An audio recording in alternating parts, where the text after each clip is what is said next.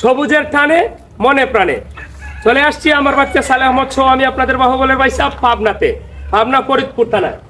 আপনাদেরকে অনেক ভিডিও দিয়েছি আমের, কাঁঠালের, জামের অনেক। আজকে দেখেন এখানে অ্যাভোকাডো গাছ, বিশাল বড় একটা অ্যাভোকাডো গাছ। এই গাছের মধ্যে ফল হচ্ছে না। এখন করণীয় কি?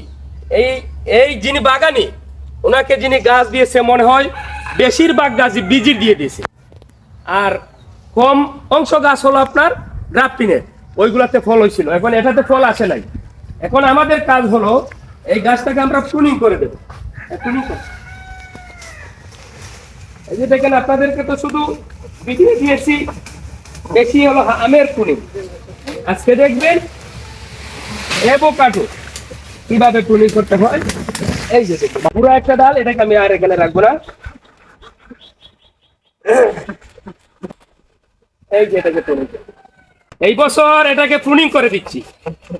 যদি ফল না আসে তাহলে আগামী বছর যেইগুলাতে ফল আসছে এইগুলার সাইন দিয়ে এই এত বড় বড় অ্যাভোকাডো গাছগুলোকে আমরা জাত পরিবর্তন করে দিব।